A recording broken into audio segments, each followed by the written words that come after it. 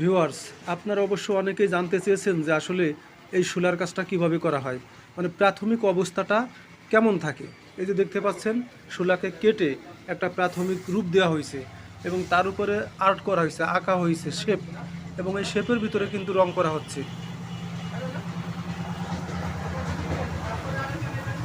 এই যে নিচে দুটো লাভ চিহ্ন আছে এবং উপরে একটা লাভ চিহ্ন আছে। এই লাভ চিহ্ন দাদা পরম যত্ন সহকারে এই রং দিয়ে আঁকতেছে। দেখেন কি চমৎকার দৃশ্য, দুটো লাভ চিহ্ন নিচে এবং তার উপরে একটা, কিন্তু কি কৌশলে তিনটে লাভ চিহ্ন পাশাপাশি করা হচ্ছে।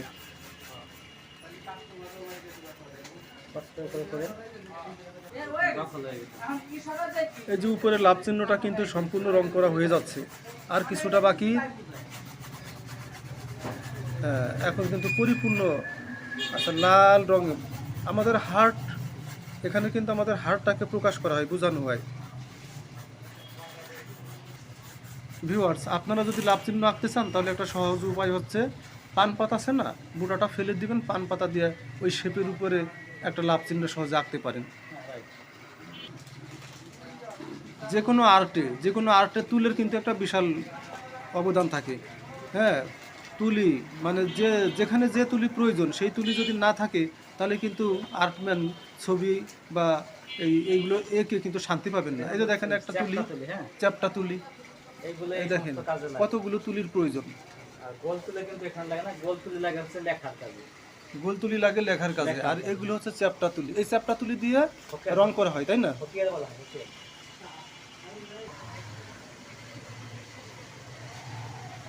যারা জানতে চান যে কিভাবে রং করা হয় তারা দেখেন যে আসলে কিভাবে রংটা করা হচ্ছে। পিছনের লাভ চিহ্নে অন্য রং করা হচ্ছে, তার কারণ হচ্ছে কি যে এই তা নাহলে তো এক রঙে একাকার হয়ে যাবে। আর এখন কিন্তু আলাদাভাবে, সম্পূর্ণ আলাদাভাবে বোঝা যাবে, পরিষ্কারভাবে ফুটে উঠবে লাভ চিহ্নগুলো। কত সুন্দর হচ্ছে শেপটা, লাভের শেপটা। দাদা বলতেছিল যে চ্যাপটা তুলিতে লাভের শেপটা অনেক সুন্দরভাবে করা যাচ্ছে। এটা অবশ্য দাদাই ভালো বলতে পারেন, যেহেতু তিনি কাজ করেন, আমরা তো দেখি। গোলটা হচ্ছে শুধু লেখার জন্য না, গোল তুলিতে লেখার জন্য। এটা দিয়েও লেখা যায় যদি কেউ পারে, এটাতে লিখতে একটু কঠিন হয়। গোল তুলি দিয়ে লেখা যায় না ব্যাপারটা এমন না, তবে লেখাটা একটু কঠিন। ওটা একটু অভিজ্ঞ লোকের প্রয়োজন, মানে যে ওই তুলি ব্যবহার করে, বারবার ব্যবহার করে, তার জন্য ভালো হয়। আচ্ছা, এখন লাভ চিহ্ন তো দুটোতে এঁকে ফেললেন, পাশে তো আরেকটা আছে, তাহলে আপনি কি ওইটা অন্য একটা রং করবেন? হ্যাঁ, দেখেন, দেখতে থাকুন কি করে। তিনটে লাভ চিহ্নে তিন প্রকারের রং করা হচ্ছে, যাতে ব্যাপারটা মানে ছবিটা একেবারে ফুটে ওঠে। পাশাপাশি দুটো লাভ চিহ্ন দুটি রঙে করা। দাদা নতুন আরেকটা লাভ চিহ্ন আঁকবে এবং এই লাভ চিহ্নটা সম্পূর্ণ নতুন আরেকটা রঙে করা হবে। এই যে আপনারা দেখতে থাকুন, এখনই দেখতে পাচ্ছেন।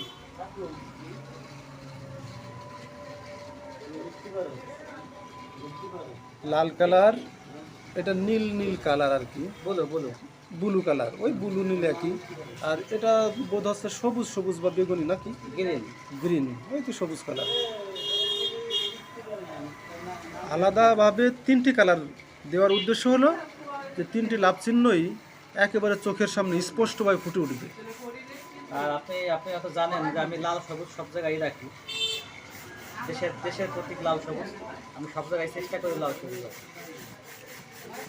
ব্রাশ তুলি হলে মানে চ্যাপটা তুলি হলে সুবিধা আছে, রং ধীরেস করতে সুবিধা হয়, রঙের স্মুথনেসটা ভালো থাকে।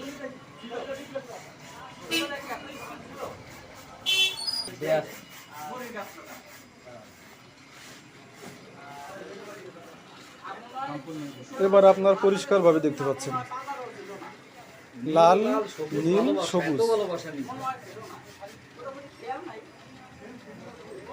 ভালোবাসার বন্ধনে তিনটি রং একসাথে বসে আছে, নীল, লাল, সবুজ।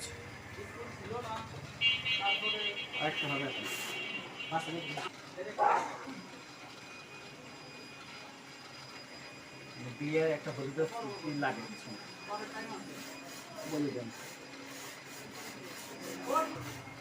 বিবাহ বা গায়ে হলুদের ছাপ থাকতে হয়। হলুদ হলুদ খেলা, দেখেন চারপাশে হলুদ রঙে রং করা হচ্ছে।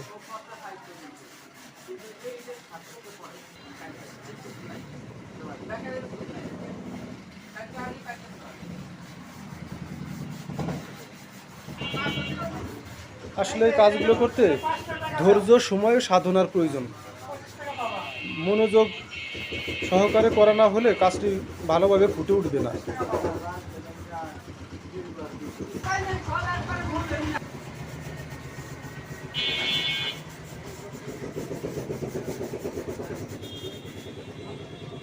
হলুদের মাঝে লাল, নীল, সবুজ, বাহ, দেখতে কিন্তু অনেক চমৎকার লাগছে।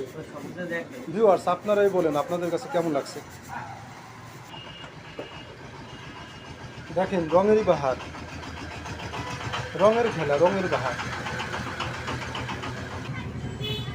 দাদার এই সোলার কাজটি দেখে একটা গানের কথা মনে পড়ে গেল। থাকলে তুমি আশেপাশে, মনে আমার ফাগুন আসে, প্রেমের লাগি বুকটা করে আ আ উ।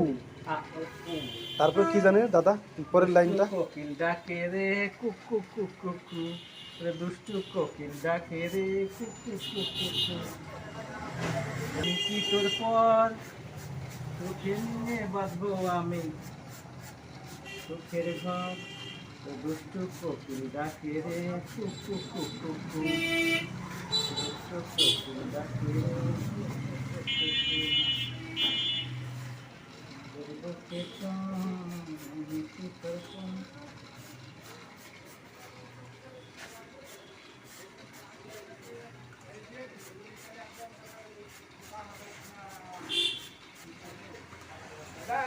হলুদের উপরে সবুজ পাতার বাহার, কাঁচা পাতা, কাঁচা পাতা। ভালোবাসাটা কাঁচা কাঁচা না, দুই পরিবারের বিয়া, তো এই জন্য কাঁচা পাতা, বুঝছো, কাঁচা হলুদ। তাহলে এই কাজটা বিয়ের কাজ না? এখন কেমন দেখা যায়, এখন জানতে চাই যে এখন কেমন দেখা যায়। আমার কাছে কিন্তু এখন অসাধারণ লাগছে। কাজটা অনেকটা হয়ে গেছে, যদিও মাথায় একটু বাকি। তারপরে দর্শক আপনারা বলবেন, দেখার পরে বলবেন যে কাজটা আপনাদের কাছে কেমন লাগছে। কেমন লাগছে কমেন্টস করে জানাবেন। আর একটা ব্যাপার হচ্ছে কি, যে দাদার এই পেজে কিন্তু আপনারা লাইক, কমেন্টস এবং শেয়ার করে ফলো বাটনে ফলো করে সাথে থাকবেন।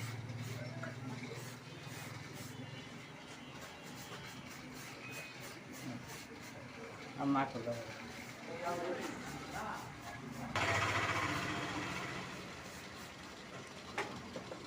যে কোনো কাজ যখন পরিপূর্ণতা পায় তখন কিন্তু তা অসাধারণ হয়ে ফুটে ওঠে। আর দাদার হাতের পরম ছোঁয়ায় সযত্নে দাদা এই কাজটি করে থাকেন। যাদের বিবাহ, জন্মদিন, সুন্নতে খাতানা বা সকল ধর্মীয় কাজে যাদের সোলার এই কাজের প্রয়োজন, তারা দাদার সাথে যোগাযোগ করবেন। দাদা সুলভ মূল্যে আপনাদেরকে পরম যত্ন সহকারে কাজটি করে দিবেন। কাজটা অনেকটা শৌখিন কাজ, তবে ধৈর্য সহকারে করতে না পারলে তার দ্বারা কিন্তু করা সম্ভব না। আমার তো বিশ্বাস যে দাদার অনেক ধৈর্য আছে, তিনি একের পর এক কীভাবে কাস্টমারদের কাজগুলো করে দিচ্ছেন। তাহলে আপনাদের চোখের সামনে সম্পূর্ণ কাজটা কিন্তু দাদা করে দেখিয়ে দিল, যাতে আপনারা বুঝতে পারেন যে আসলে কাজটা কীভাবে করা হয়ে থাকে। আর বারবার একটা কথাই বলি যে দাদার যে নাম্বারটা আছে, নাম্বারে আপনারা যোগাযোগ করবেন।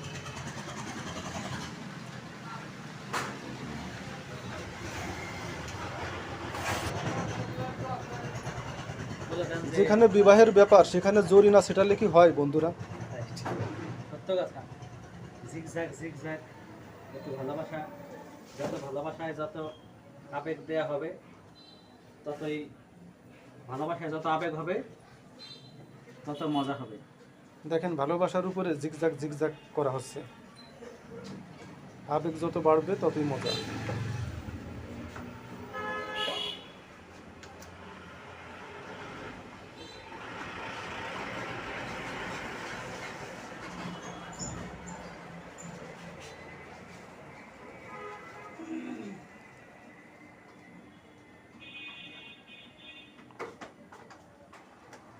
তো ভালো থাকবেন, সকলে ভালো থাকবেন, সুস্থ থাকবেন। পরবর্তীতে দাদার নতুন আরেকটি ভিডিও নিয়ে আপনাদের সামনে হাজির হব।